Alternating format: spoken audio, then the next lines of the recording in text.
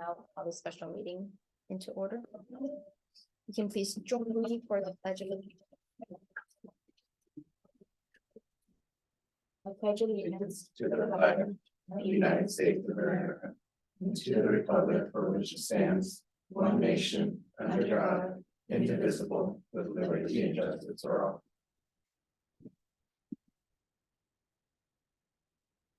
Board members, we have the agenda before us.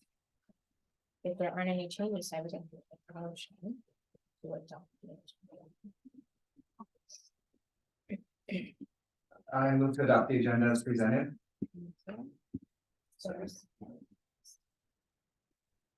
Any questions?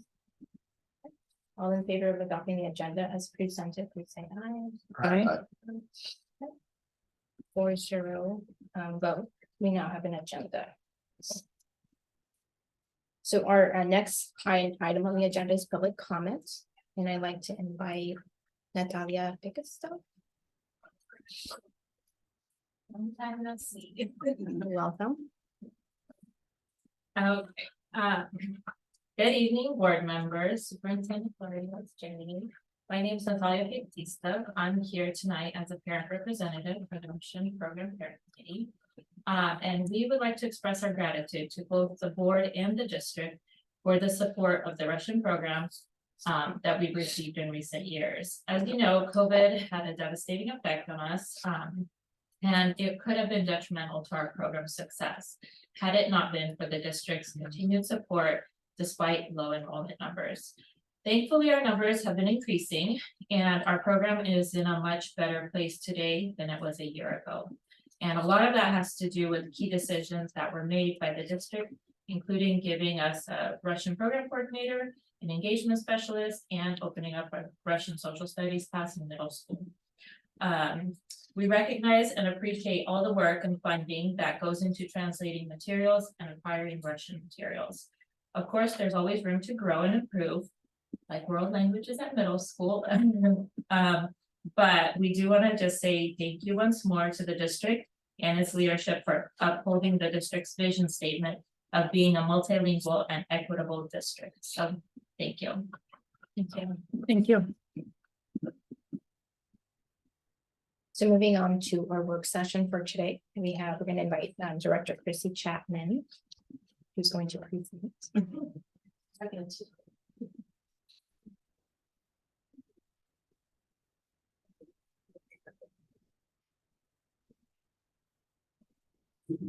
All right, good evening. I'm Chair Legaspi, Superintendent Larios, and members of the board.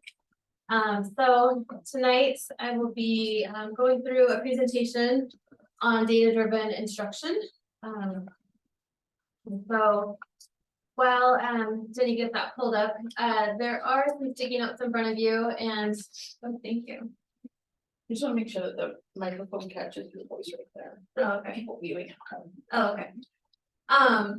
So there are some sticky notes in front of you. It's going to be a little bit interactive at the start, and so you want me to do the presentation or even? Yes. So there are 4 guiding questions that I'll go over tonight. So one is what characteristics and skills does a successful Woodburn student have? And so that's something that I want you to think about from your perspective and the role that you have as school board members.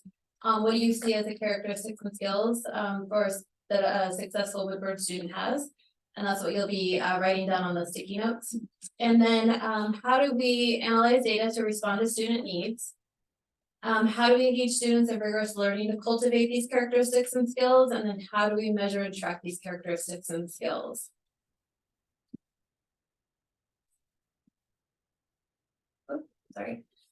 So we've done this activity with several different groups for the past few years in the district. We've done it with adoption committees, we've done it with the Dual Language Advisory Board. I did it with the school board last year.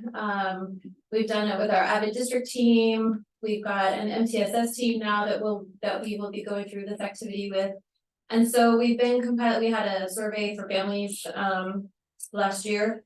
And so what we're trying to do is come up with kind of that comprehensive profile of a student. And so last week or last meeting when I was here, I shared this slide with you. And some of you were on the board when we did this activity, and so I just wanted to give you an opportunity to take a look at the characteristics and skills that you came up with last year and see if there's anything else that you want to add to this slide that really represents as a school board, the characteristics and skills that a Woodburn student would have. So you have your sticky notes in front of you. If you feel like everything's already captured on this slide, then you don't need to add anything, but if there's anything you'd like to add, especially because a couple of you weren't on the board at the time, I wanted to give you the opportunity to also add to this if you had anything. I got a question already, being one of the new people. So this was done last year. And one of the questions is, how do we measure and track these characteristics and skills? Was there not a tracking system this whole year, or was there data already taken for this year for this work that was noted? There is data that was tracked for some of these things, not every single one of them. But there is data for several of the things on here. Okay. Yes. And then that we get this, have we seen that yet? Has it been out yet? Added to that? Well, some of it comes like in the district report card, like the academic skills that comes in there. Some of it comes from different screeners and things that we'll be talking about. And so as far as which data sets you've actually seen, I don't know that you've seen all of the data sets. At this point, there's several that were being introduced to the department presentations. Last week, we were introduced to some of the different SMART goals that are being set. Connecting this whole back to the strategic plan and those objectives that we're working towards accomplishing. So saying those SMART goals forward, like how are we going to know that we're making progress in meeting those objectives over the 3 years? So why isn't math on there? Reading and writing is, but math's not Or on this group. From Oh, last that's year. something that you can add then, if you, that's what, right now I wanted you to take a look at it to see if there's anything missing that you'd like to add to it, and then you could write it on the sticky note. And I'll go in and add it to this, so that it's updated.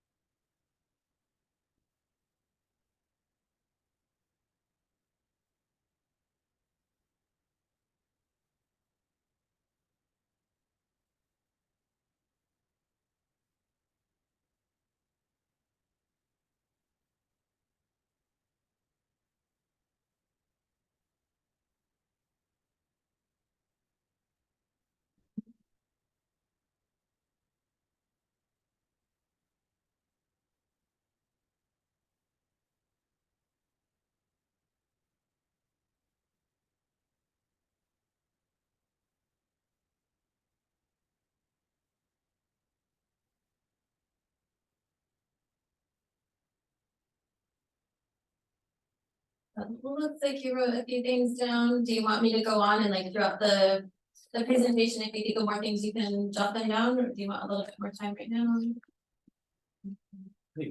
Yeah, okay, okay, perfect. I'll grab those at the end, so we'll make have them to the. So a lot of themes have emerged throughout this activity that we've done with all these different groups. The two that we're gonna focus on tonight is proud and confident in their identity, as well as academic and linguistic skills. And then at grade level or above in academic areas and ready to succeed in school and beyond, like being college and career ready. And so those were two of the themes that will kind of pop up throughout the discussion tonight. So when we think about analyzing data to respond to student needs, there are different levels of data analysis that we engage in. And all of this is thinking through a lens of tier 1 instruction, which is the instruction that all students receive. So if you remember when Director Christie was here and she talked about PBIS and like what we do for all students and then what things that we do for small groups of students. So this lens tonight will be on what we're doing for all students. So the instruction that every student is receiving. And so we engage in data analysis at the district level to really look at that kind of 30,000 foot level to see the health of our system, what's working across the district, you know, where we are as an entire district. Then we have a school data analysis process that looks at just an individual school, looks across grade levels, looks for strengths and weaknesses within your building. Then we have a classroom level where a teacher is really looking at, you know, their own classroom and the areas where students are doing really well, areas where maybe they need to reteach or bring in some supplemental resources. And then down to the individual student level where you're looking at individual student needs and tracking those individual students so that you are able to move an entire classroom. And so we'll go through each level.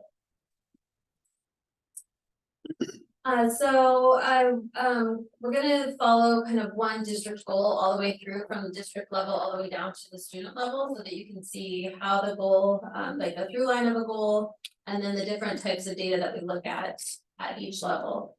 And so the strategic plan outcome that we'll be looking at is that each student will demonstrate proficiency in all state academic areas. And we're going to focus specifically on reading. And so if you remember when I was here last time, one of the goals that we have as a district is by the end of the 23-24 school year, that 15% of third graders will meet or exceed on the state reading assessment. And so how many would that be? So this is just third graders. So 15% of the third graders that we want to either meet or exceed the assessment would be. At least 15%, yeah. Right, I know There are 15%. Yeah, there are about 400 kids per grade level or so. Excuse me, so that looks like. Superintendent Larios might be doing some math over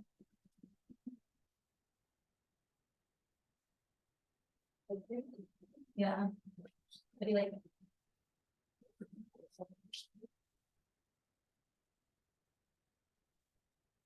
Maybe 60 students. So our goal is for 60 students to meet.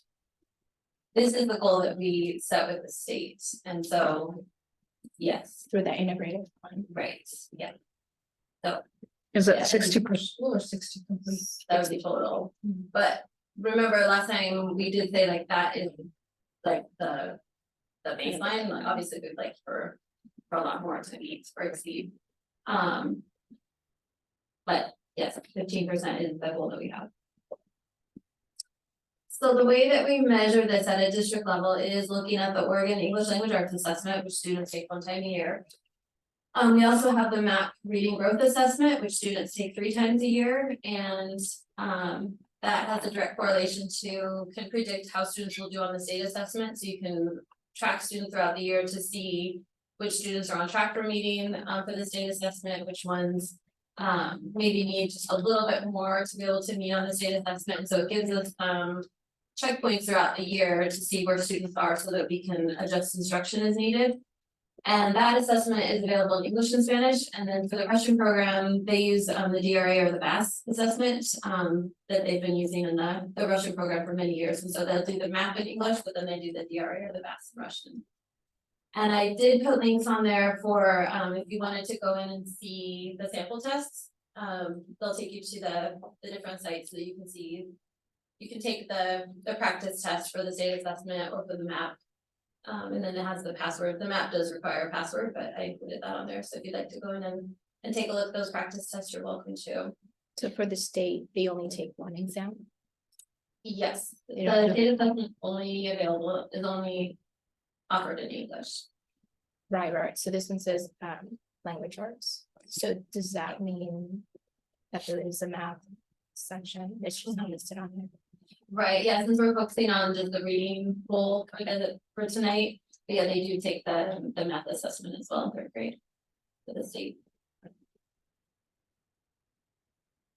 So at the district level, we're really looking at these assessments that students are taking across the district, so we can look at the district as a whole to see how students are growing and how we're performing at a district level.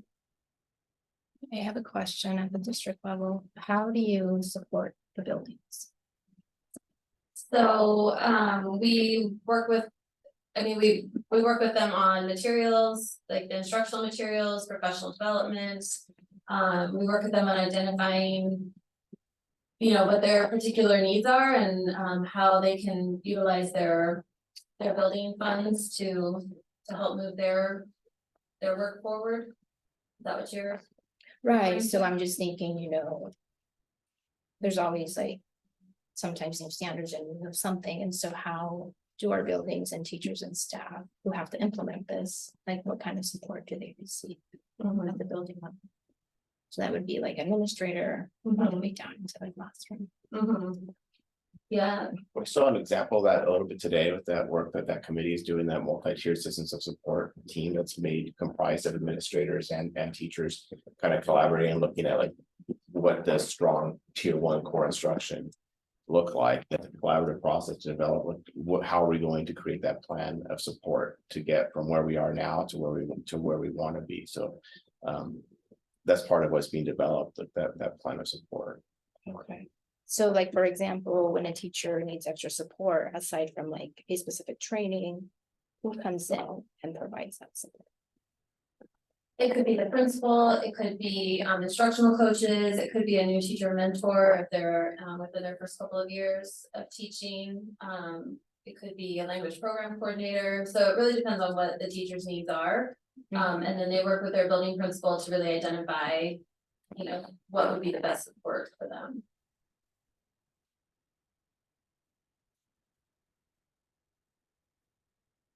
So after the district level, then we move into the school level, which is, it's similar to the district level, but looking just at, administrators with their staff looking at their particular school. And so I included a school goal here that's aligned to the strategic plan and to the district goal. And so this is a goal that would be at the school level. And so all students are at grade level, and this is as measured by the math assessment, so that would be either average, high average, or high, those 3 categories, and then there are 2 other categories that are lower than the average category. So all students who are at grade level in reading on the math growth assessment in either English or Spanish will have a positive growth index score of greater than or equal to 0. And then all students who are not on grade level in reading, so they're at the low, average, or the low categories, will have a growth index score of greater than or equal to 0.5 on the reading math assessment in either English or Spanish by the end of the 23-24 school year. So the growth index score, if you get a 0, then you are maintaining you're growing at an average rate for where you are on that assessment. So if you're at the 60th percentile, then you would continue, you're growing at a rate that keeps you at the 60th percentile. If you have a positive growth, so if you're at 0.1, 0.2, 0.3, you're actually moving up and you're closing the gap. So if you're at the 40th percentile and you have a growth index rate of 0.2, you're actually moving up. So maybe you're at the 45th percentile or the 50th. So you're actually moving closer to getting out of the low, average, and low categories and moving into the average, higher, high. So anything above 0 is more than a year's worth of growth throughout the year. So the way that principals are measuring their school-wide goals is looking at the math reading growth assessment for this particular goal. So they're looking at their scores in English and Spanish, and then for the Russian program, they would also be measuring that other assessment that they're using for the Russian program, for the DRA or the BAS. So we know that student tested in September, right, for the first time. Yep. And so when are results in for that test? They're immediate, so they've got those results. And so then when does intervention begin for students who need it? So they start looking at the data that they have, and then they work with their teams to identify like which students need something beyond, like an intervention, and so they start doing that work right away after they get the scores. So. We're in October. Does that mean there are students now who are receiving help? Yeah.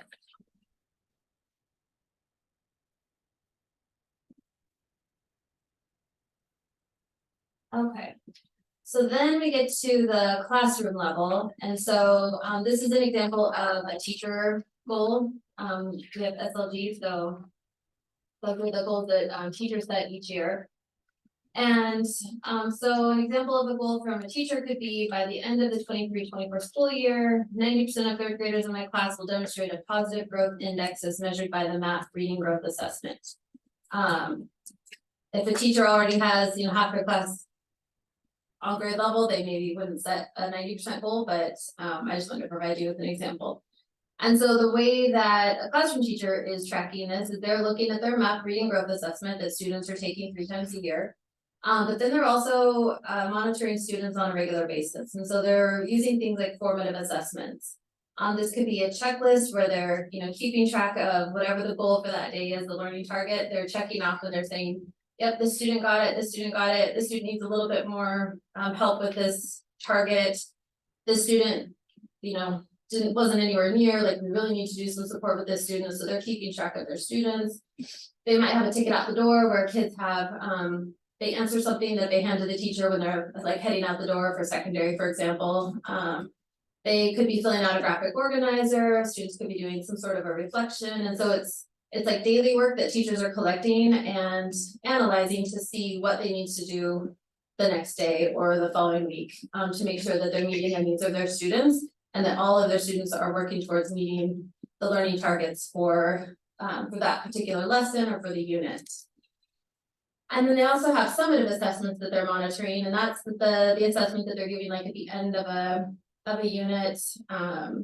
Sometimes if it's a long unit, teachers might have a couple of summative assessments where they're like midway through, they're doing a summative assessment in the second half of the unit. But typically it's at the end of a unit. And these are things, they're typically measured by a rubric.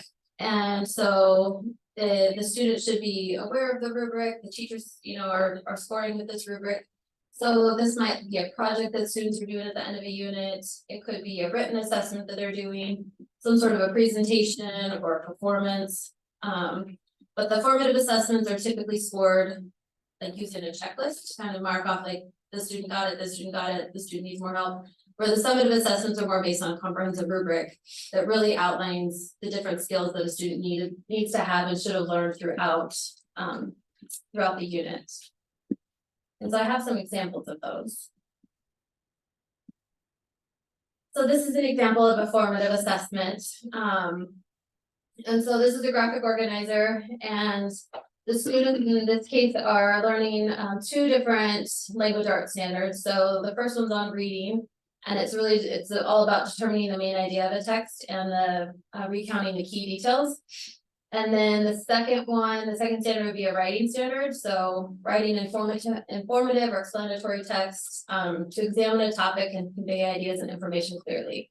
So first they're going to read something, they're going to identify the main idea, key details, and then they're going to then be writing an informative or an explanatory text to be able to on a specific topic and then convey their ideas and information clearly.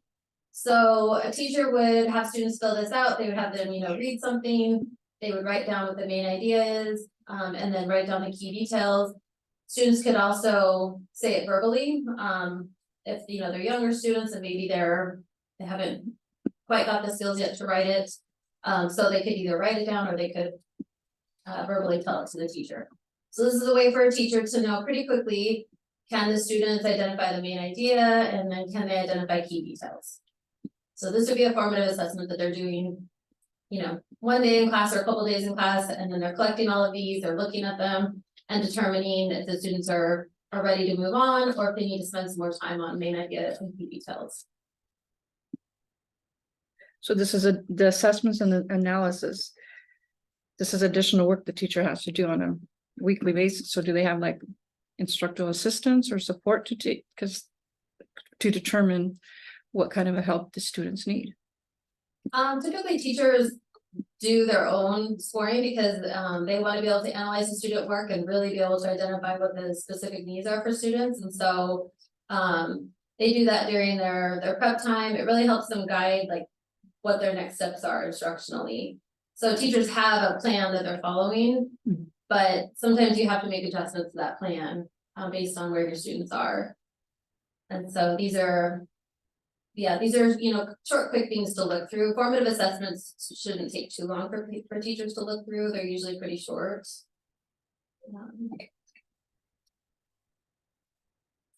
And then an example of a summative assessment, so another measure for the student level, so this would be at the end of the unit. So the same standards, but this time the students are engaging in like a research and inquiry project. And this is an actual assessment that we have in the district. So, so the students are engaging in a research project about an animal. They're gonna construct a fact sheet about their animal, so they have to, identify some important information about their animal. They're gonna introduce a topic and group related information together, so they're coming up with kind of that main idea and those key details that they want to write about. And then they have some other criteria like including an illustration, including some facts and definitions about their animal. So this would be at the end of the unit, and by the time a teacher gets to this point, they would have a really good idea if their students are able to do this or not based on all of those checkpoints they've had along the way. So by the time they get here, they're pretty clear on how all of their students will perform on it and like what extra support some students may end up needing. So we shouldn't be too surprised by this point on how students perform on their summative assessments. I have a question. So I kind of saw something like this for middle school and I just. And I guess I'm speaking as a parent now because I kind of viewed it. And so, when I see that and I see students who maybe may not score well, sometimes it's not so much that it's a learning problem or, there's a more of a why as to why they're not somehow taking in that information, which then causes them to score low or, so I'm just curious. How do we use this to kind of get to the why of like what's kind of happening? Like why aren't our students meeting?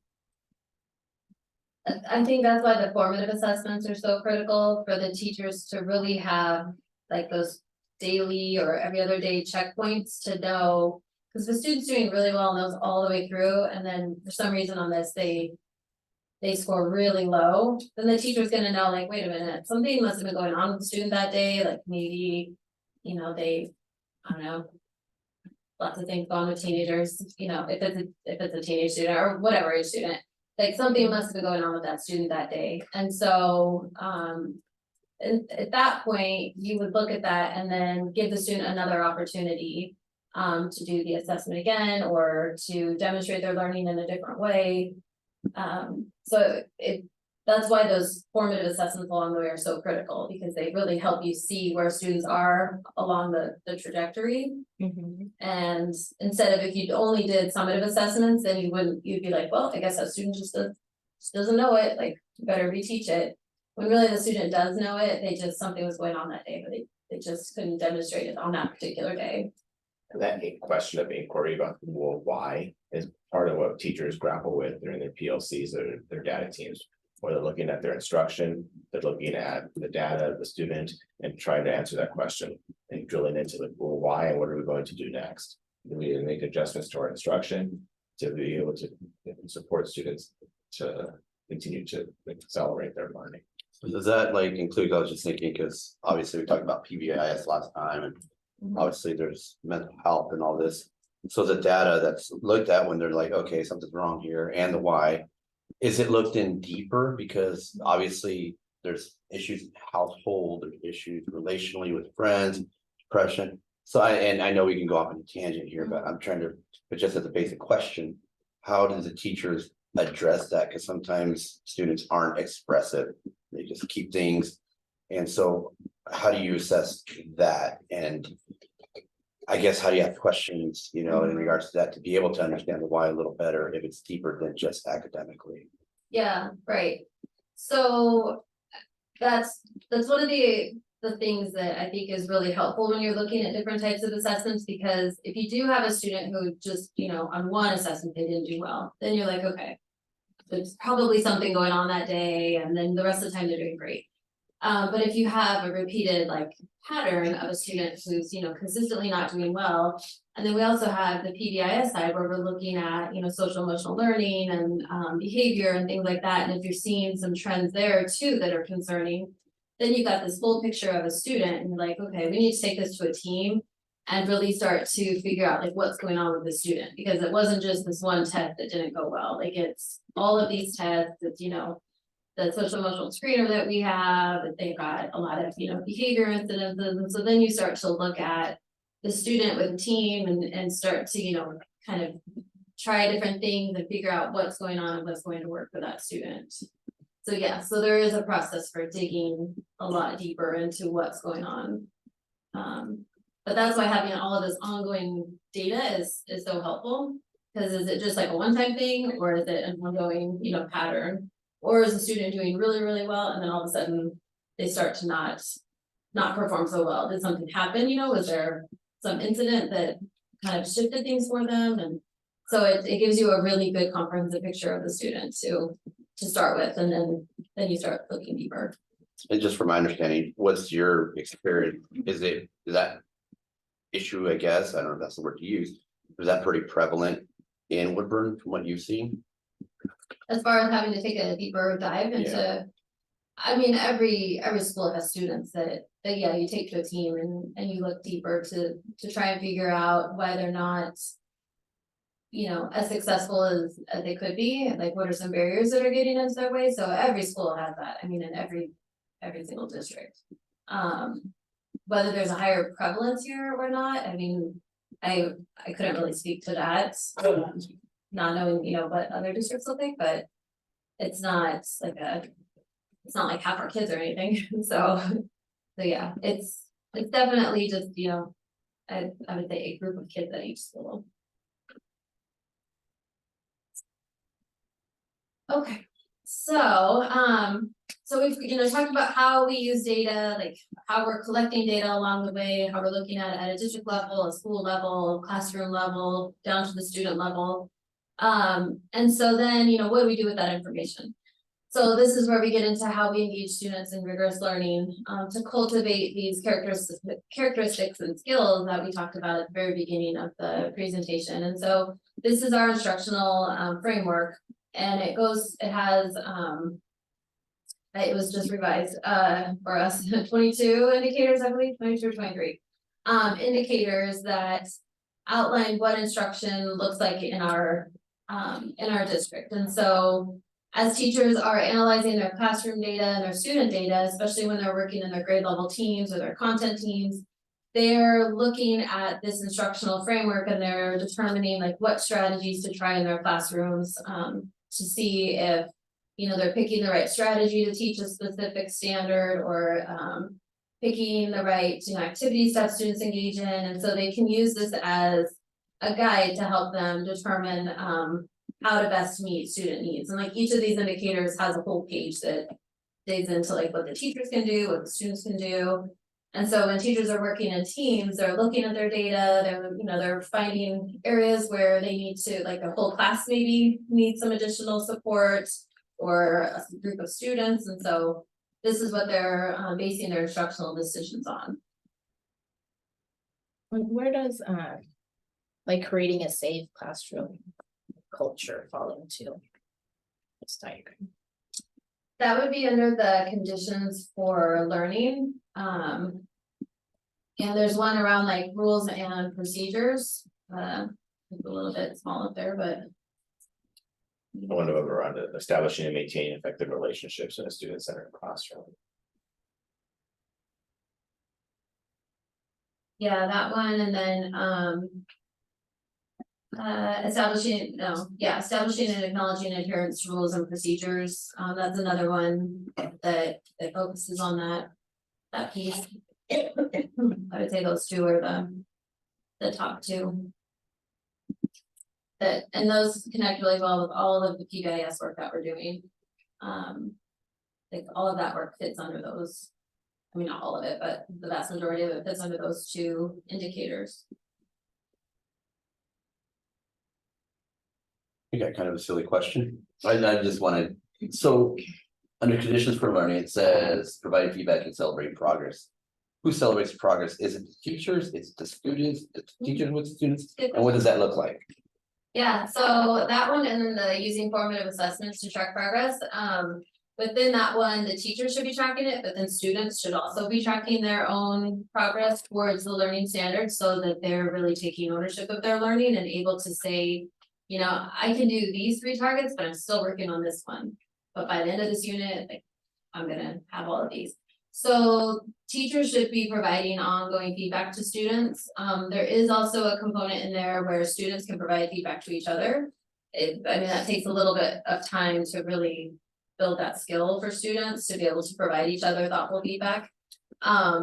But then the celebrating progress should really come from the teachers and from the students, from both sides, like you said, because teachers should be tracking their progress, but students should also be tracking their own progress. So they should both be able to identify those celebrations and celebrate them together. And sometimes, you know, celebrations are done on a personal level with the students. Sometimes it's you're celebrating like a whole class achievements.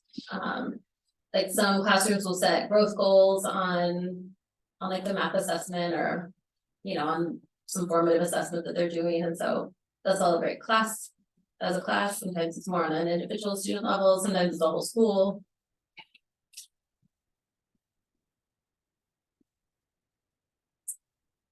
All right.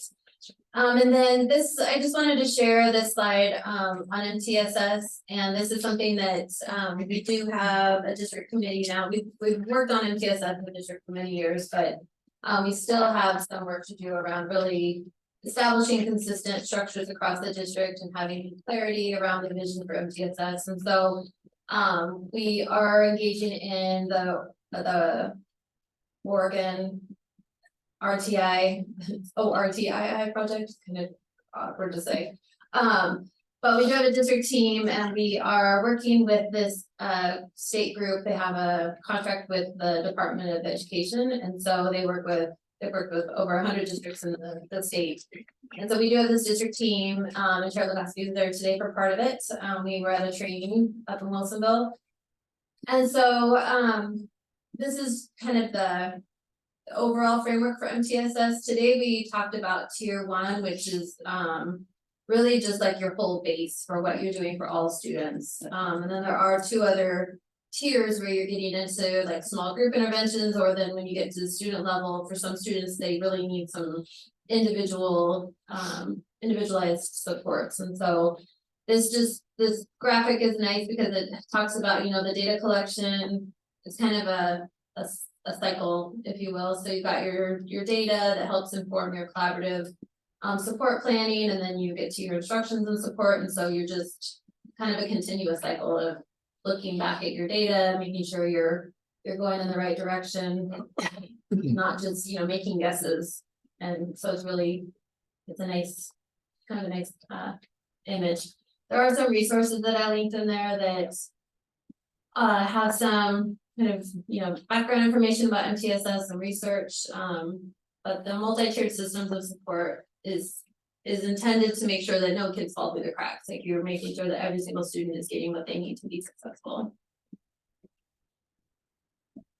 So you mentioned the seminar in Wilsonville. Did all the teachers attend that? Or it's just? The teachers who are on this district team attended. This year, we're focusing on a team at the district level to really identify what the work will be when we move it to the building level next year. But we want to make sure that we have a really well thought out plan, and there are teachers on that team. There are a couple of principals, and then a couple of directors. But we have more teachers and licensed staff than we do administrators, because we wanted to make sure that we're really getting that classroom perspective.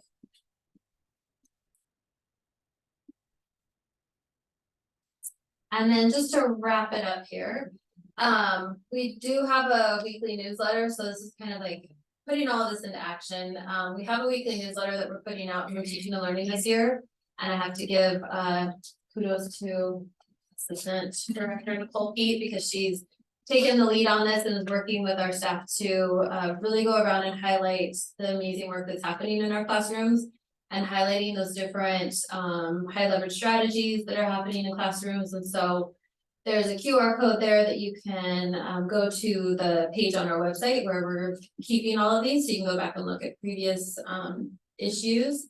And I also put a bit.ly on there if you wanted to take a look at the classroom spotlights. And then there's also a strategy spotlight on there. And so it just shows how like some different ways that teachers are using data, supporting students in the classroom with different strategies. And so it's just a nice way to really keep up to date with some different ways that teachers are meeting the needs of their students.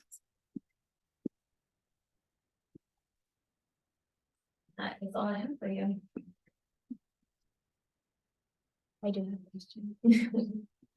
So I know in the past, we offered interventions like after school. I think they called it extended day during after school. And so with budget cuts and continued budget cuts in the years to come, I mean, what is, in comparison to the amount last year, what is it looking like now? Because this, I mean, this is obviously cost, this is funding that we need to provide the supports and intervention for our students. So from previous years to this year, what is funding looking like? For the after school? No. So you mentioned, you know, when kids don't do well, there's an intervention. Oh, those interventions I was referring to happen during the school day. Okay, so in the previous years, when we've had it after school, what's the difference? So in a typical system, like you want to look at what you're doing during the school day to make sure that, you know, it's accessible to all students. And so you got your core instruction that you're doing for all students, but then you also have like some intervention time where you're working with kids in small groups, or individual students might be getting some real individualized support. And so all of that happens during the school day. And then the extended day was like an additional dose of intervention and enrichment opportunities for students. So I'm a little confused. When teachers are in the classroom, do you also want them to do interventions with students in need of intervention? Sometimes it's the reading specialist to do interventions. Every building has a reading specialist at elementary. And so for secondary, it could be a class that they take. We have some intervention classes at the secondary level, but for elementary, we've got reading specialists, we have instructional assistants who work with small groups of students, and teachers work with small groups of students. And so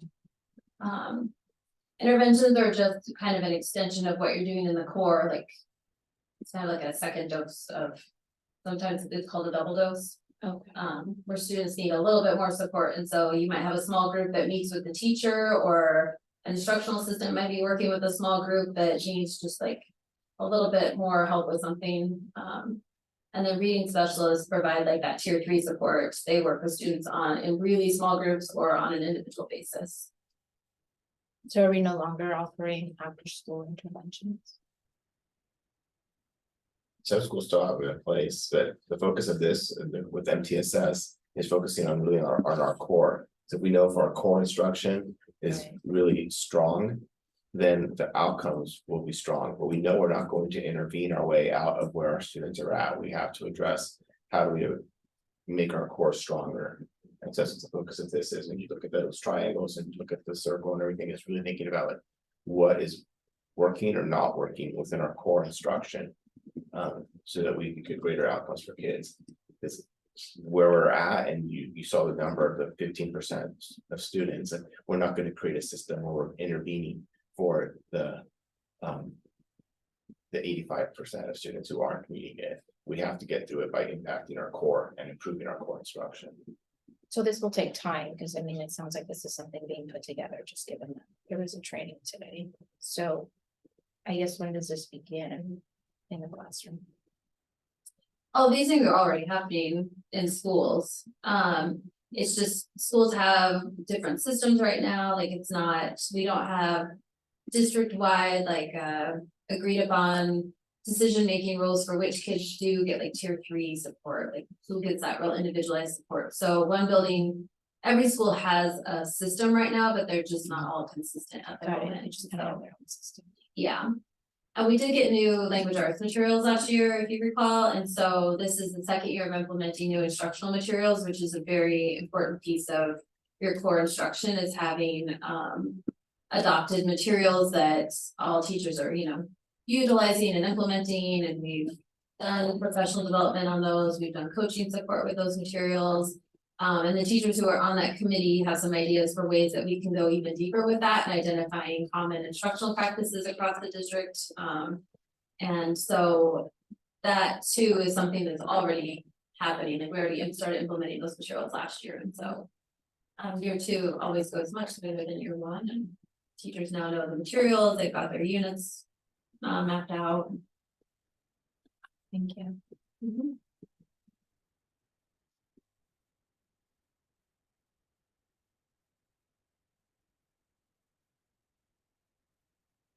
I'll make sure I collect your secret notes. I can add them in if you got it. Thank you. Thank you. Thank you.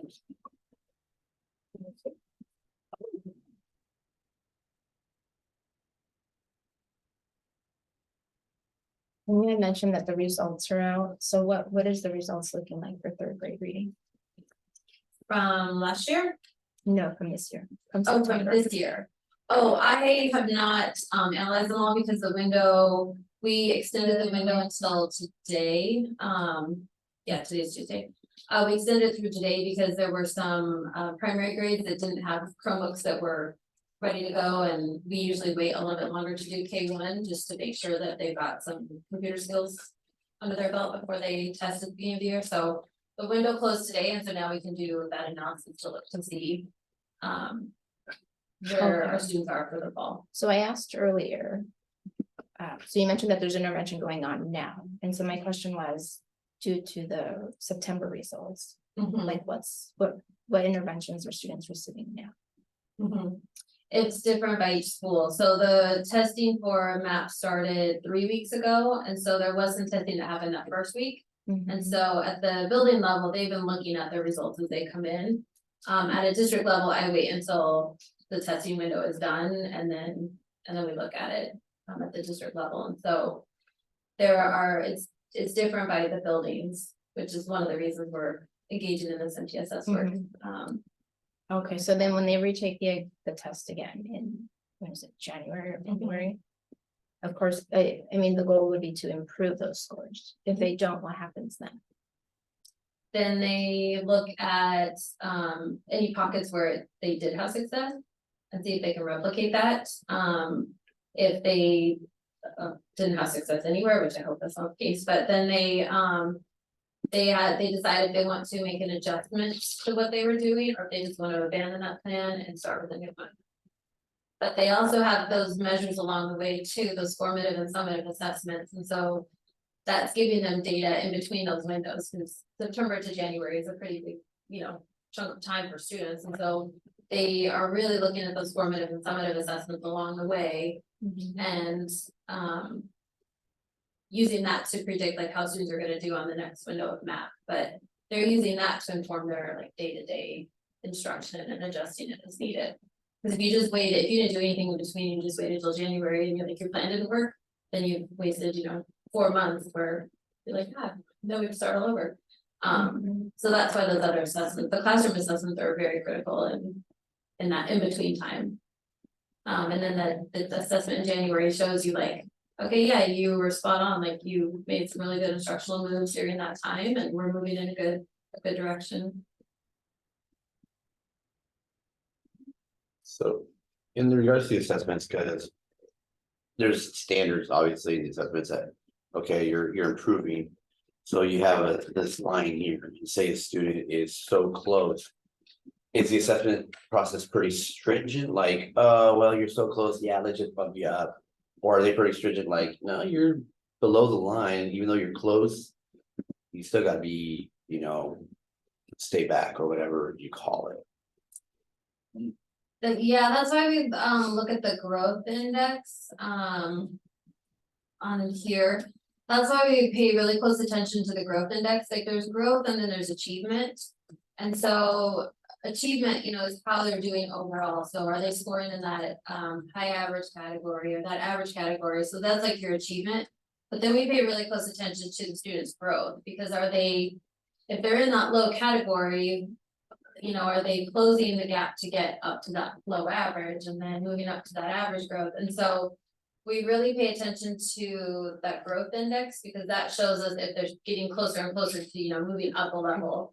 If they have a negative growth index, that's when we really need to be concerned and start to figure out, you know, like we're going backwards. So now we, you know, we have to really figure something out. And try something different with the students. But so it's like you have to look at all of the assessments together to really make decisions about whether or not a student needs interventions or doesn't need intervention. So you wouldn't want to base it on one data point. You want to base it on kind of this bank of data. Because like we talked about earlier, the student could just be having a bad day and, you know, not score as well as you think they're going to, but you have all this other data, you're like, well, they're on a really good track, like this one day maybe just wasn't their day. They got in a fight with their parents, you know, right before they came to school or something, so.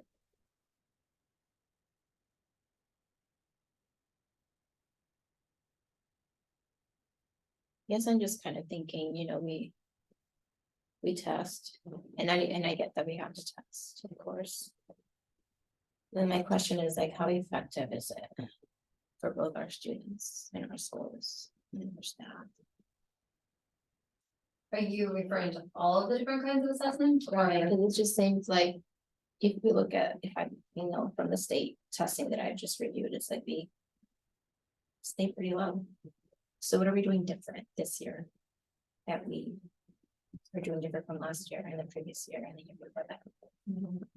Or are we doing the same thing and hoping that our kids score higher? No, I mean, we're One thing that we saw, you know, specific to about instruction is a change in the instructional framework. That instructional framework really drives what happens in the classrooms and what teachers are doing and how administrators are providing support and growth in each of those elements. So there's a change there, and that's what the instruction looks like in Woodburn. Here's what we're expecting in classrooms, and then really making use of what those rubrics say is proficient in each of those, and so that's something that's really new to us this year. Utilizing this instructional framework, it's a shift. It's a shift from the instructional framework we've had in the past. It's narrower, it's more concise, and the rubrics of what it means to be proficient in the teaching standard are connected back to the outcome of students. So how a teacher is rated in their evaluation is greater impacted more by how students are doing. So there's a greater connectivity between those two. And who grades the teacher? The building administrator. It's really about helping them grow and develop and support as well. So it sounds like this new instructional framework is that will be used district-wide is what we are hoping will help and increase. I mean, not just testing, but also academic learning for our students. Yeah, and the new materials, I mean, we have a really thoughtful process that, you know, has been presented on how we select instructional materials, and so. We've got the language arts material that came on last year, we'll have math that comes on next year, and so. When you're looking at your student outcomes, there are a couple different things you look at. One is your instruction, which is our instructional framework, we're trying to make some significant shifts there. And another piece is the materials that you're using with students, and so. Every 7 years, we have the opportunity to look at our instructional materials and decide, you know, do we have the right ones? Do we need to make a change? And so the language arts materials we have are very different than the ones we had for the past, I don't know how many years from before I came into the district. And so those two pieces alone, it's not going to happen overnight, but those are two pretty big shifts that we've made in language arts instruction is through new materials and then the shifts in the instructional framework. But you're using that material already for a year. You should already have some sort of like feedback on how it worked last year versus if it was productive or not. Mhm. Yeah, we do have anecdotal feedback from teachers, like their feedback on it, and then on the report card, if I'm not mistaken. Did we go up 2%? On the report card? From the previous year, I have to look.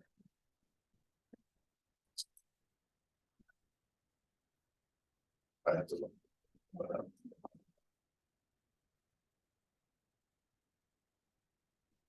And then we'll have the map that we just did this fall, that we can compare to the previous year.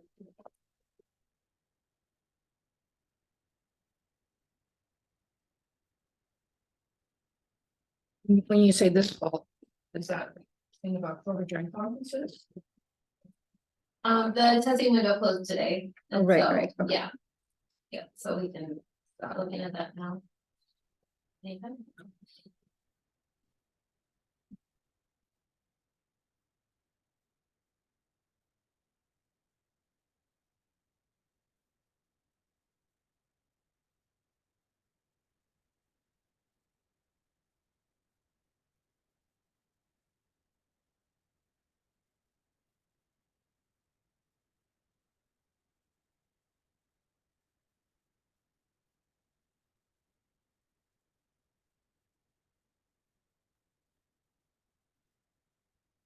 So will it be at the end of the year that we'll have a good idea?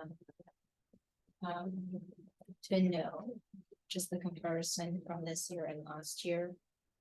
And the new curriculum and instructional framework, whether it works or not. Like how soon is too soon? That's a good question. I mean, I would hope that we see some growth by the end of this year, but I would anticipate continued growth throughout the next few years, because, you know, the more you have, the longer you have the materials, the more familiar you are with them, you see what's working, what's not working, and teachers make decisions about, like, yeah, this lesson was great, I want to keep using this, like, this lesson didn't really help my students, and so you become a really good critical consumer of your materials. And then same with the instructional framework, like the more teachers engage with it, with their administrators, and, you know, really self-reflecting and digging into that, and there's professional development happening in the buildings around the instructional framework. So the more time you have to practice that, you know, the better that you get with it. And so I would anticipate like ongoing growth for the next several years.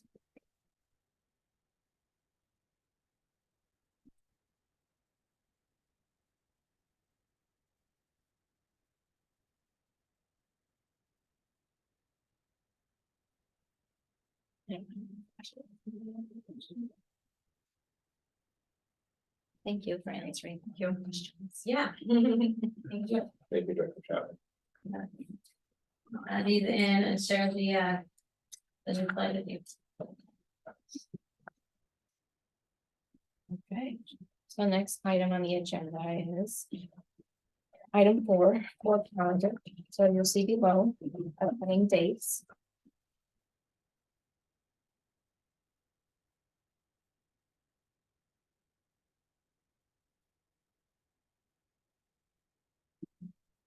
And then next item is the future agenda items. Do we have any requests for future agenda items? Or are we still looking at things? I was looking at the November 28th, Thanksgiving or not, but. I think it's a Tuesday after. Yeah, you're right.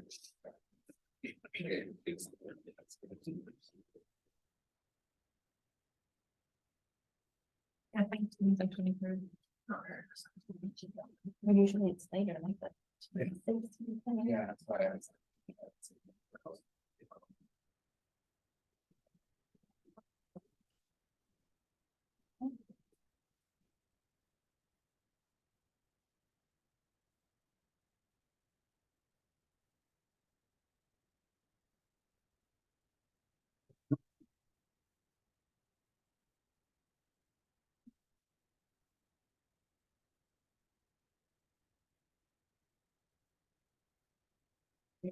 Can we move on to item 5? Any future agenda requests? future agenda items?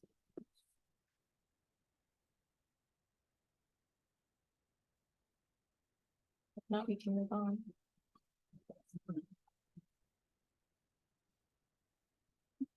We do have a board action item. So there's a recommendation to adopt the OSBA COSA Superintendent Evaluation Workbook. And parts 1 through 3 of the workbook to evaluate the superintendent for the 2023 school year. We have received this workbook in the past, so we have gone through it. So.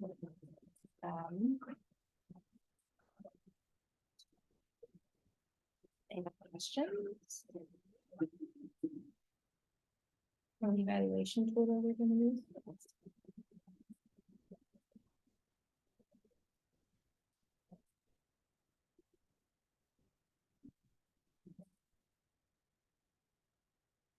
Well, I can welcome a motion.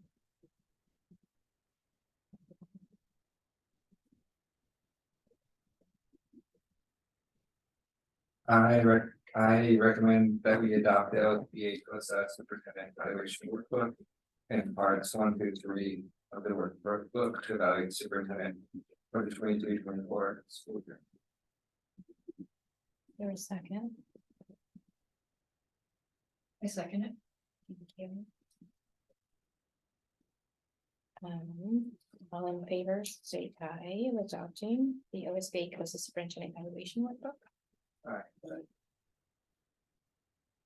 Rosie, I. motion carries with the 4-0 vote. The next item is executive session.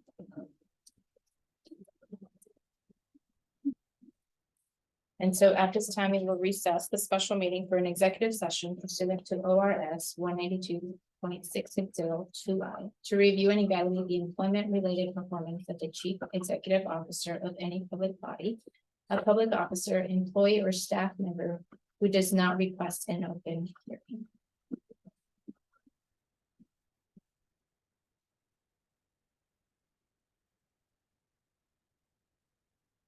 That's right, you're not.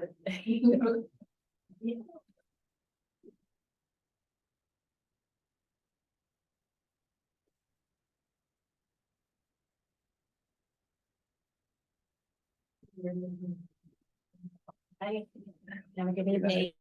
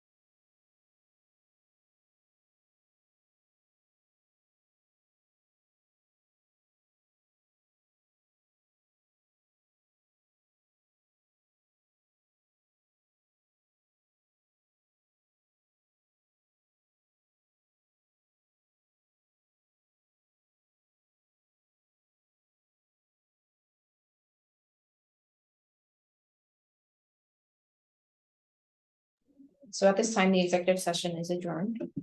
We will now call the special meeting to order.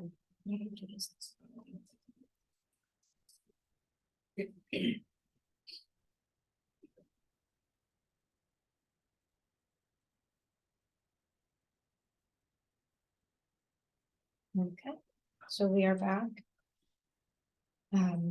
To special meeting. And so the next item on the agenda is. The board action item 8, which is superintendent evaluation timeline. And the recommendation here is to adopt this superintendent evaluation. Wait, don't. To go to- Oh, is it? Okay. I move that we recommend, I move that we adopt the superintendent evaluation timeline as presented. Thank you. I second it. Thank you. All in favor? I, Aye. Motion passes 4-0. Second item is recommendation to adopt a superintendent schools for the 2023-24 school year.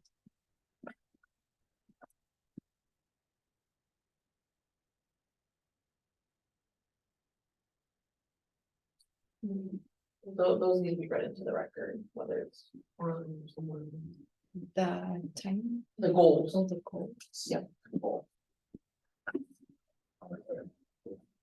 I move that we adopt the superintendent goals for the 23-24 school year.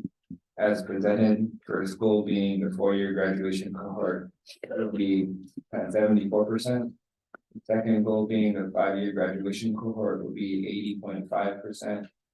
The third goal, 73% of students will be on track to graduate. The end of 9th grade. The fourth goal, 15% of third graders will meet or exceed. And the fifth goal, 56% of students will be regular attenders.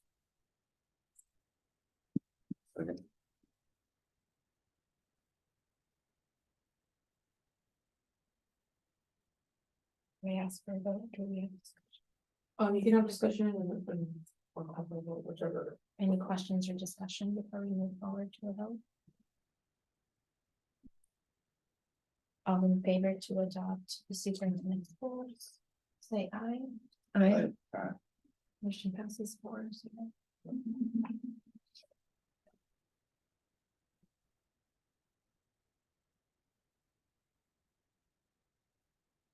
And the last item here is adopting. No. Did we have reading in time?